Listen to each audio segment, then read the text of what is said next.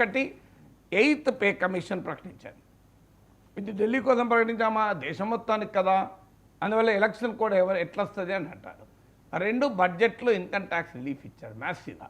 3వది సరిగ్గా త్రివేణి సంగమంలో మోడీ మహాకుంభ్లో స్నానం ఎప్పుడు చేశాడు, నిన్న చేశాడు. పోలింగ్ జరుగుతున్నప్పుడు జరుగుతున్న సమయంలో చేశాడు. అండ్ మీడియా కవరేజ్ కూడా దాదాపు మామూలు కవరేజ్ కాదు, కంటిన్యూస్ రోజంతా వేరేది ఏమీ లేదు.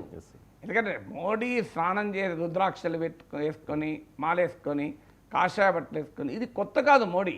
మీకు కర్ణాటకలో ఎన్నికలు జరిగితే లండన్లో బసవేశ్వరుని విగ్రహానికి పూలదండ వేస్తుంటాడు మోడీ. లేదు ఇంకో రాష్ట్రంలో ఎన్నికలు జరిగితే నేపాల్లో పశుపతినాథ్ టెంపుల్ నుంచి రుద్రాక్షలు వేసుకొని కాషాయ బట్టలు ధరించి బయటికి వస్తారు.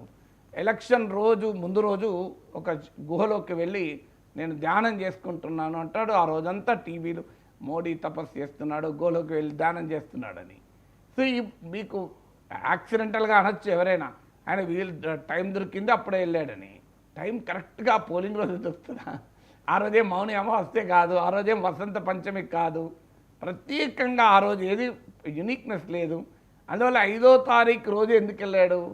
పోలింగ్ రోజు హాలిడే, అందరూ టీవీలో ముందుంటారు. ఢిల్లీలో ఉన్నదల్లా మిడిల్ క్లాస్ వాళ్ళు రోజు టీవీ చూస్తుంటే ఎలక్షన్ డే కదా, పోలింగ్ ఎట్లా జరుగుతుంది, ఏమైనా గొడవలు అవుతున్నాయి ఏమవుతుందో చూస్తారు కదా.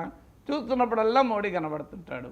సో అంటే హిందూ ఓటర్ను అట్రాక్ట్ చేయడానికి చూడండి మన ప్రైమ్ మినిస్టరు, చూడు మన మతాన్ని మన ధర్మాన్ని ఎంత కాపాడుతున్నాడని. సో అనేది క్లియర్. 5 నాడు పోవాలి, 7 నాడు పోవచ్చు, ఇంక 26 తారీఖు దాకా నడుస్తుంది కదా. ఇవాళ ఏం కొత్త కాదు కదా, 26th వరకు ఉంది మహక్కం. పర్టికులర్గా పోలింగ్ డే రోజు ఎందుకు వెళ్ళాడు? కౌంటింగ్ డే రోజు వెళ్ళొచ్చు కదా. వీటన్నిటికి అతీతంగా గెలుపు ఓటములతో సంబంధం లేదు. ఇవన్నీ ఇహపరమైనటువంటి కోరికలకు దూరంగా ఆధ్యాత్మికమైనటువంటి చింతనతో జయాపజయాలకు నిమిత్తం లేకుండా ఆ రోజు వెళ్ళాడు అనుకోండి 8వ తారీఖు, నిజంగా పరిత్యాగం ఏమున్నది అంతా ఈ ప్రపంచం అని. కానీ పోలింగ్ డే రోజు వెళ్ళడం ఎట్లా వస్తుంది? కౌంటింగ్ డే రోజు వెళ్ళాడంటే చూడండి మోడీకి కోరికలు ఏం లేవు, మోడీ అతీతుడు ఈ గెలుపు ఓటములకు. చూడు ఆయన దేశమంతా రాజకీయంగా ఉత్కంఠ ఉండి ఢిల్లీలో ఎవరు గెలుస్తారని చూస్తుంటే ప్రైమ్ మినిస్టర్ వీటన్నిటికి అతీతంగా త్రివేణి సంగమానికి వెళ్ళాడు చూడండి అని మనం అనుకోవచ్చు.